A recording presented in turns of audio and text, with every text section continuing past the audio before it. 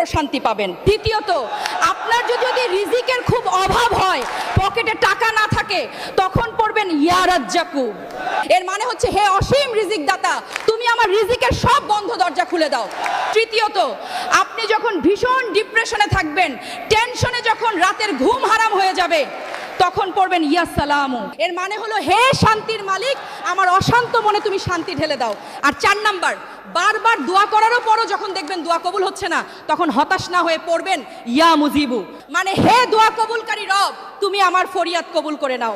ভিডিওটা আপনার সেই প্রিয় মানুষ বা বন্ধুকে শেয়ার করুন।